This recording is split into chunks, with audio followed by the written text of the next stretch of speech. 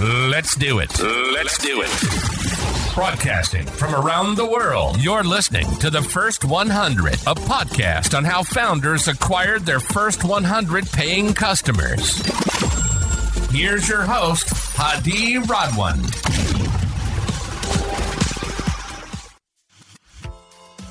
Good to have you on the show, Kyle. How are you doing today? I'm staying out of trouble. How about you? Same. I hope you're having a great summer. We're trying to get this recording for a while, but here we are. Kyle Hanslovan is the founder of Huntress, which is a software company on a mission to help what we call managed service providers to quickly detect advanced cyber threats. Kyle, you've raised around 200 million to date. Tell us, if we're an 8-year-old listening to this, what does Huntress do? 8-year-olds know all about the small businesses that they go to, right? They don't understand the difference between enterprise. So when I talk to my kids, or maybe even my mom, who sometimes has a technical understanding of an 8-year-old, I usually keep it simple and say, look, hackers go after the small businesses of the world, but they don't have access to really sharp people. Huntress provides both that people and the technology to kind of protect the 99% of businesses that usually fall below, kind of that poverty line. Obviously, an 8-year-old wouldn't know what a poverty line is, but anybody who's non-technical understands that, hey, the little companies of the world happen to need protection too. And if you think about it, there's far more of that backbone of the economy than there are the Fortune kind of 2000. So Huntress covers about 120,000 of those small and mid-sized businesses. How serious is it today with these cyber attacks? Because we know for a fact that when we sleep at night, we lock our doors. But till now, it's still less relevant to think about the seriousness of a cyber threat. So how serious is it for a listener who doesn't know what it means? I like that you used an analogy about the physical world. You can think of locking doors or closing windows, or a bank, right? Putting cameras outside. And so the hardest part that I try to convey is not only is the cyber threat real, attackers both exist and they have the motive and they are actively doing this. It's kind of just a little bit more complex than locking a door or a window. There's a lot more facets. It would be like, how do you secure a city from not having crime? Because cybersecurity or protecting businesses have kind of a similar attack surface. So my quick answer would be, yeah, it's very valid. And the unfortunate part is threat actors understand economies of scale. So that means, why go after one big business that takes 2 years when I can go after hundreds of small businesses and get the same financial result? So I think that's the legacy that's kind of happened over the last 10 years, is that shift has gone from the enterprise now down to the average Joe, and they can't just lock their front door or turn on their camera. Makes a lot of sense. The security categories like vulnerability scanning, pen testing, breach and attack simulation, attack surface management, all of these categories are not new. If I'm today a small enterprise looking to find a vendor to protect me, what is the core thing I need to look at, and how is your company, Huntress, different than the other big players out there? Do you mind if I give you a hot take instead of just like a boilerplate? Let's do it. Most of those businesses that fall below that enterprise, you mentioned small enterprise, mid-market, they wouldn't know the difference, right? If you and I look at a Lamborghini, a Porsche, and a Volkswagen, we know the differences. They're very apparent. We know of their legacy. But cybersecurity marketing, most folks just don't know the difference between those three models. And one of the biggest things for us is not requiring folks to understand that, focusing more on the outcome. And the outcome is not perfect. Being realistic with your marketing and realistic with your messaging that you're probably still going to get compromised. Similar to like the doctor. The doctor would never say, you're never going to get sick. You're never going to get cancer. Like, you wouldn't believe that person. But for some reason in cybersecurity products, people do believe those products. So it turns out, if you focus a little bit more on like relatable outcomes of, hey, I'm going to make sure that you're as productive as possible. Just like the doctor would say, I'm going to keep you as fit as possible if you followed my advice and let me take care of some of the more mundane. That's a lot more realistic. And then when somebody does get cancer, right, similar to having an incident, you can't really stop somebody from getting cancer, but you want to be able to find it as early as possible before the situation's terminal. Not enough folks talk to that audience about these things in less technical terms and say, I can't stop you from getting cancer. But when you do get it, when you do have that incident, I'm going to make sure that you're back up and running in a couple days, and I'm going to minimize the threat instead of it also getting terminal. And so you'll notice in most of my words that I use, I try to stay away from, even though I'm a super technical nerd. Nobody wants to hear that. They want to hear it in relatable outcomes. And I think that's where most entrepreneurs get it wrong too. Amazing. If we were today to look at people who work in companies around security, we're talking about maybe the CISOs, the CIOs, when they want to prioritize critical security findings and decide what to fix and what not to fix, how are you helping them in this prioritization? Or maybe they shouldn't prioritize, they should fix everything. What's your framework of thought on this? Well, I think you and I both know you can't fix everything. You have finite resources, finite people. I always ask, even though I cut my teeth as an offensive cyber warfare operator, I was literally conducting cyber operations to gather intelligence. I can't come in there and say, hire a whole bunch of me's. One, I don't exist for talent. And then when these companies do, if they're lucky enough that they do have a CISO, because they're big enough to have that, they are acutely aware they can't just hire more talent and they don't have the budget. So a lot of the conversation is very realistic, saying, I know you want to do more. What if I could take the most mundane things that cause your kind of most senior cybersecurity practitioners to get bored and to quit and leave? What if I could free you up from the monotony? And what if I could elevate your most junior IT people, which those are a lot more readily accessible. There's a lot of that good talent. And I said, hey, if I can enable the most junior tech talent to kind of respond with my capability, right, my efficiency, that kind of levels the playing field. And so I hope to maybe draw that analogy full circle or that scenario full circle. When I do talk to a CISO, I say, look, I know talent retention and talent hiring are some of your biggest problems. And I know you want to solve some of these really exciting things that are buzzworthy and in the news. What if I can free up your most senior security people to solve those hard problems for the business? And for the price of a product, I bring my security expertise and enable your most junior IT people to perform like those cybersecurity rock stars. And that's a very good value proposition. Notice I didn't go into any of the tech. I didn't talk about what vulnerabilities, what we're looking. But once you get somebody that understands the value prop, then they're excited enough to ask how. And I think, at least for me, if I think about entrepreneurs, what they usually get wrong in kind of the first 100 deals, they usually don't know that, right? Their first, and even me during my first 100 deals, I wouldn't have pitched it that way. This is what it sounds like $200 million in capital later and 100,000 clients later. It wasn't that smooth in the beginning. Take us to the early days of Huntress. How did you hone your value proposition and how did you find the early, let's say, excited customers to work with you? So part of being a little bit of a shady hacker, which means you're constantly testing. Can I get in? Can I steal the password? Can I steal the intelligence? You get used to failing fast. But it turns out you can get a lot further if you don't fail, right? Even though everybody says fail fast, fail often, not failing gets you a lot further. So the first things I did, I just talked to as many people as possible. And even though there's a lot of entrepreneurs that have the perspective of don't share your secret, right? Don't give away the secret sauce.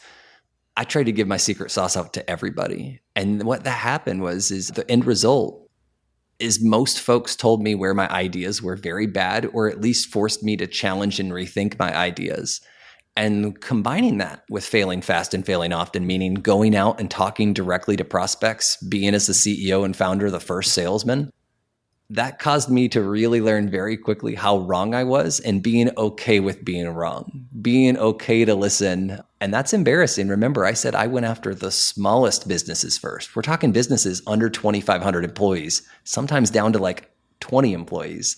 And having a 20 employee company saying, I don't get what you're talking about. Why don't you talk to the people I outsource my IT to? That was a really hard lesson to learn in the beginning because all I wanted to talk about was the tech and all they wanted to talk about was how do they make more money? And so I had to learn. Couple of follow-up questions on these because I try from these conversations with different guests to decipher how can I increase my conversion rate between when I try to reach out to potential customers to learn about their pain points, how can I get them to speak to me? Because I could do cold outreaches, warm outreaches, cold emails, I can do 100, 1,000, maybe 5, 10, 15 would respond. What did you do early on to get more people engaged with you? Any special sauce you could share with us? So all founders have their own strong points, and conversely, their very weak points. I was getting much better at publicly speaking at this time. I was approachable, and I had learned early enough on through some advice from mentors and other founders that if you can both compliment somebody at what they're doing, and instead of coming in with the solution, come in with humility and ask those people for advice, it almost triggers a psychological result where they want to help. They can usually think through a time where they have also been not the smart person. And so coming through my call and my pitch, some of these small businesses originally sounded like, hey, I researched so-and-so, or I learned about you through your local chamber of commerce, or whatever accolade they had. And I was impressed by it. I'm a budding entrepreneur that's still trying to figure things out. I did win the World Series of hacking, so I'd established some credibility by throwing that in there. But I would also caveat that I don't really know how to be an entrepreneur at this point. I've got some ideas. Could you give me some time to beat up my idea? And what happened is those in the beginning, and truly the first 100 deals, that humility gained trust. And it also gave somebody else the chance to be able to give feedback and have ownership of my product, which means they felt attached and wanted to see me succeed too, because it was their own success, right? They want to see their own feedback pay off. And so my secret sauce would be, it's almost a little bit of psychology, and the other is a whole lot of humility. Compliment them on what they're great at. Tell them why you respect their time. Establish your own credibility, because something makes you special. Everybody has something special. And then end it kind of with that, would you be willing to donate a little bit of your time to help me solve that problem? That made the difference between just me having customers and rabid partners, people who wanted to see my success, because now their feedback and their own credibility was tied to my success. And it didn't always turn into deals, but the people they would introduce me to almost always turned into deals. That's something most people, I think, get wrong. And I'm very thankful that I happened to get lucky and learn it. Makes a lot of sense. The second follow-up question is practically on that thin line or balance between when you're asking these questions and getting a feedback that you don't want to hear. And you might fall into the trap of maybe a confirmation bias, like you want to confirm your hypotheses and you're saying that those people don't know versus actually the people know and it's time to pivot. How do you balance between when to give up and then when to keep pushing? So I'll call out two things because I think your question is very, very good. The first one is, even if somebody's opinion is converse with yours, meaning not just like it doesn't align, meaning it parallels. I'm talking about it's the exact opposite of yours. Giving that person a chance to share their feedback and then telling them why you appreciate it, beating up the idea together, those people will still evangelize for you. And even if they don't buy your product, they'll go that direction. Sometimes there's an urge as a founder to educate. I made the mistake in the beginning of doing a lot more telling people why I thought they were maybe not correct. Notice I didn't say wrong, but not correct. And it goes a lot further when you can show them, hey, I understand what you're saying on this end. I'm seeing this observation. Can I show you this observation that seems to run counter to your point that I'm trying to make heads or tails of? Now all of a sudden your group bought in. And sometimes you might actually flip somebody and they say, oh, you're onto something. You just proved me wrong. But since you showed me and didn't just try to opinionate and give me a tell, right? If you give somebody and tell somebody opinion, you're creating friction.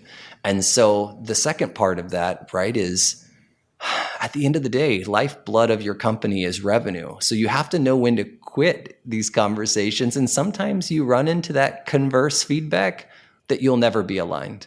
I have some people that were not my customers maybe and kind of even didn't believe in what I was doing because they met me so early. But if you stick at it long enough, like I'm 8 years into this, many of them are now my customers, even if they didn't become that customer in the first 5 years. So I don't want to caveat too heavily, but not all opinions matter. You know, you need to be respectful, but not all opinions matter.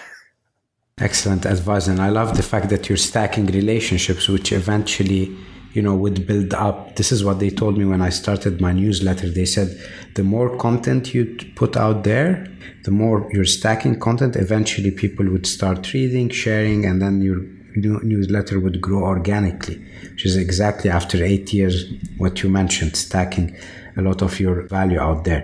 If we go back to the early days, what were your early acquisition strategies that scaled with you? And then what did you do that's non-scalable, but you had to do it early on because maybe it's a founder-led sales strategy at the beginning? Yeah, at the beginning, your company probably should not be solving for scale. It should be solving for product market fit, unless you're doing something like hyper viral B2C, or you're going after calm flies, deals that are in the cents or in the dollars as opposed to deals in the thousands of dollars. And the reason I say that is I read Guy Kawasaki's Art of the Start 2.0. That was one of my first books I read.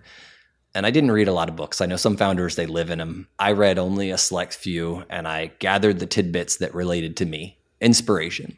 And one of the points that they shared talked about the Airbnb founders, of how rough things went when they initially came up with the double-sided market idea that, hey, nobody wants to use all of their house. Some people want to make money on it.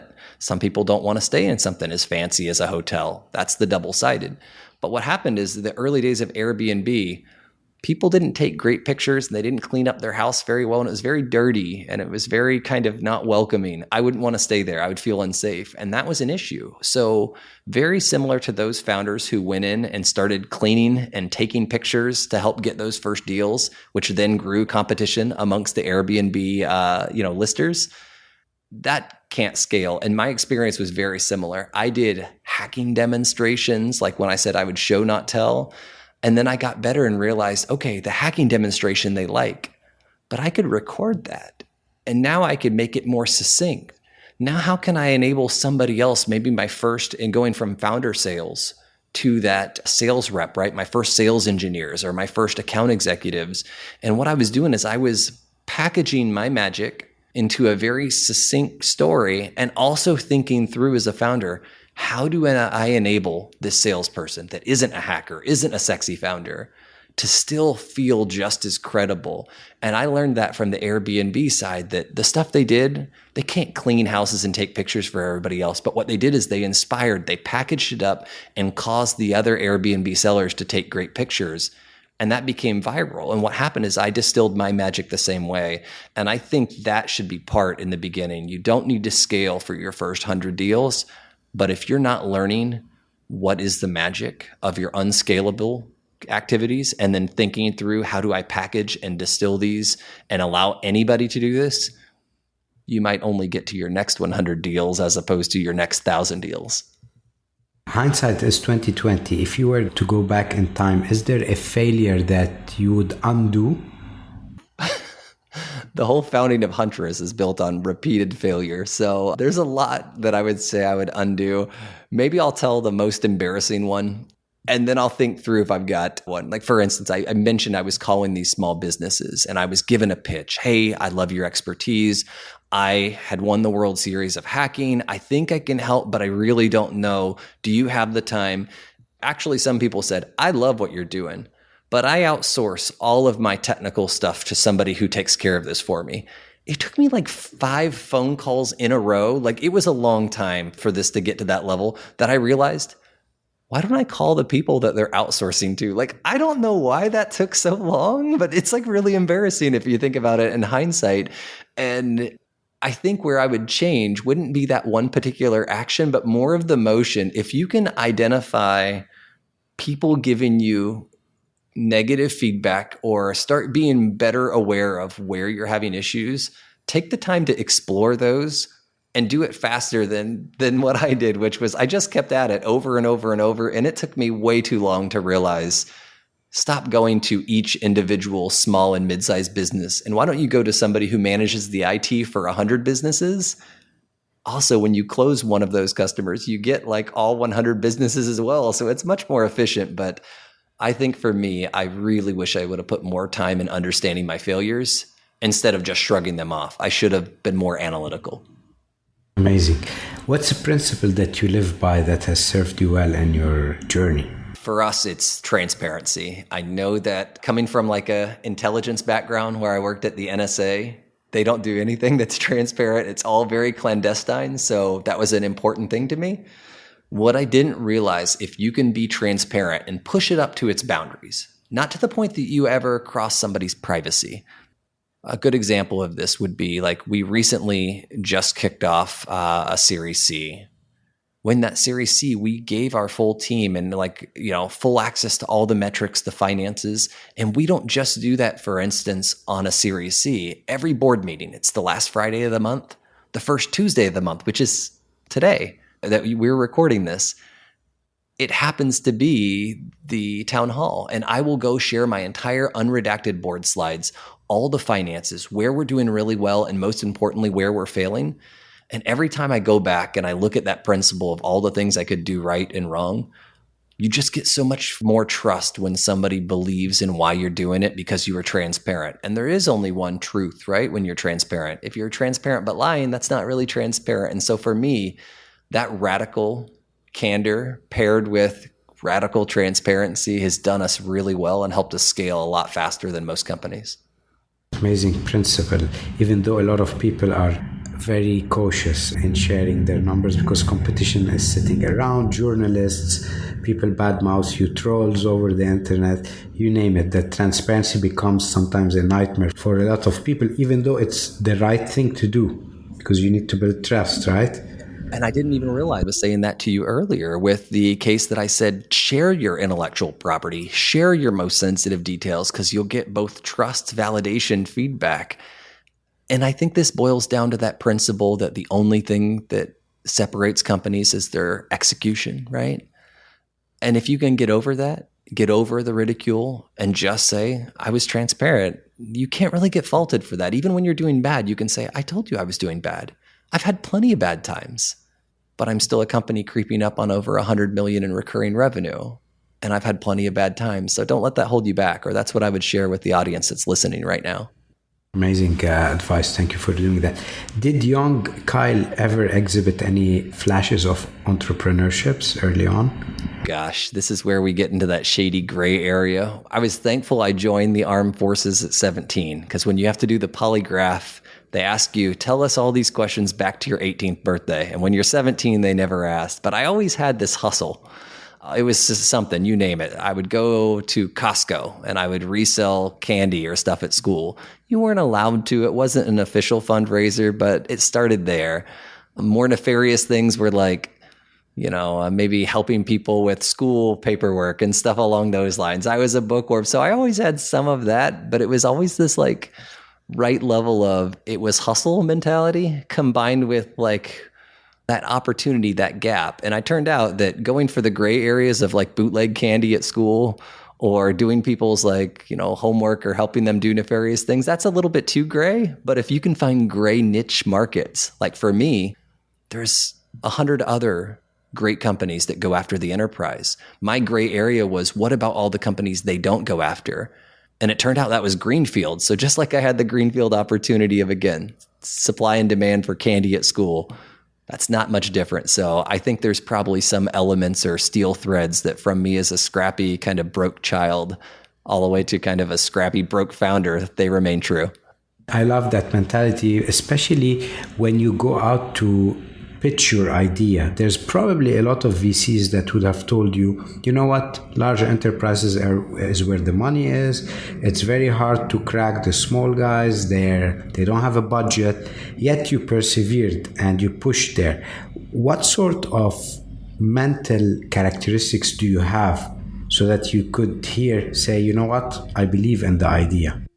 So going back to it, like you want to listen to feedback, and venture capital or private equity, whoever, if you raise capital from, for us, it's all VC. They want to pattern match to what works.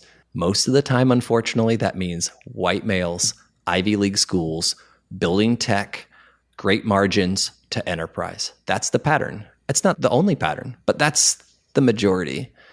And I didn't have it, right? I was a military guy without a formal education. I was at least white male, so I had some of that privilege, but then going after the SMB, and for me, it motivated me to find the right partner. It was actually one of the best disqualifiers when someone would tell me, let me tell you, like in my Series A, for instance, I had 2 very good term sheets.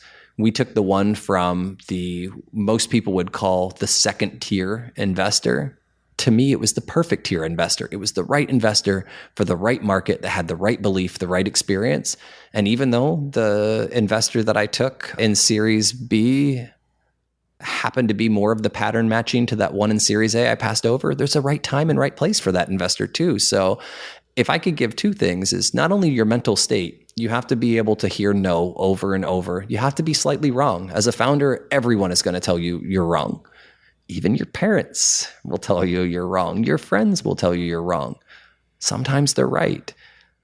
I would just go back to testing and using data, because if you're able to go through and say, I don't care if I'm right or wrong, and that goes to your pivot question you asked earlier. If you're just going in and saying, I have a hypothesis, I'm going to test, you're not wed to that hypothesis. You're doing an assessment. And if it turns out the investors are right, you can just pivot. And no one will be upset, especially if you're transparent. And so that mental mindset of being okay with 2 things. Some people will disagree with you and they're right. But really the thing nobody talks about is, what if they disagree with you and you're right? You just saved yourself. Could you imagine if you would have gotten into a partnership with someone who didn't agree with you, who someone wasn't bought into your idea? You don't want to marry that financially, right? And so I would strongly encourage, right? Embrace your failures. They're probably not the right fit. And if they are the one that's right, make sure you're not wed to your idea. Test and be okay to pivot. You mentioned that you've won the World Series of hacking. Tell us first, how do you get to become a hacker? And then second, what does it take to win a World Series? So as a hacker, people immediately think, right, you're in a basement, the room is dark, you've got your black hoodie on. But I actually believe hacker, especially nowadays, is more of a mentality. That is somebody who is told things are one way and they want to prove whether that's true or not. Notice it's that scientific method, right? Some of our first hackers in the world probably weren't tech people. They were probably great folks like inventors, maybe your Benjamin Franklins. And if you think about like the mathematicians in like early Persia, those are some of real hackers in the world. They were willing to say, I don't believe this, right? Galileo being able to challenge some of the astrophysics in the world, et cetera. Some of these things that I'm going for is hackers are folks that want to push the boundary and prove whether it's right or wrong. I was hacker in the literal sense of my job was creating tools to gather intelligence, both for counterterrorism missions and foreign intelligence missions, and helping deliver valuable outcomes, meaning counterterrorism means saving lives, and foreign intelligence usually means gathering the intelligence to make the world safer. So those 2 things you can't really mess up. And so what's nice is me taking that mentality, and I started out as a techie. I joined the Air Force at 17. I had the opportunity to join an intelligence apparatus that the US calls the NSA. I worked with them. They put a lot of training into me, and that mentality, right, of how do you steal data, et cetera, prepared me to not just have a successful career in the service, but those commercial like hacking, that's exactly what it is. It's problem solving. It's how do you, within a finite time or a finite boundaries of this problem, how do you solve it really quick? And sometimes, by the way, it was like ciphers or solving Sudoku puzzles. So if I go back to it, it wasn't the technical tools alone that made me a great hacker to win that DEF CON's Capture the Flag. It was the ability to problem solve, to be open-ended, and a whole lot of drive too. You can't underestimate, I like to call it grit, but you've got to be slightly crazy to go want to stay up 72 hours straight and do hacking. That's how that World Series wins. That doesn't make sense like to most people, but for somebody who has the drive, has the ambition, and appreciates problem solving, and I think really it's a perfect formula for somebody to create a good company, right? You have to have those same problems. You have the same hustle. Sometimes you have to sleep a little bit less. And so I'm really thankful for those opportunities. I don't think everybody gets them, but for me, I just happened to get dealt the right cards. And when I kind of had to flop, I learned to pivot. Amazing. In your downtime, when you're not working, what's an activity that you love to do? All right, I'm going to give you the short and the long. The short of it is I am only about a year and a half into learning what does Kyle like to do? What do I personally like to do? Because I'll be straight. Most of my career, if I wasn't working hacking, I was doing malware research or trying to educate myself, or I was doing those capture the flag hacking competitions. That's not very balanced. I wouldn't recommend that to anybody. And so for me as a dad of 3, my kids are 19, 17, and 12.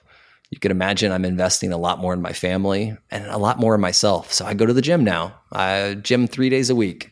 I like to walk my dogs, and those seem like very simple, like not great hobbies, but the important part of it is it's giving your mind a chance to focus just on something else, especially if that something else is important to you. And for me, spending time with my family, spending time investing in myself, like that is. And so that gives me the release. So I wish I said I did something exciting like parachuting or some extreme sport.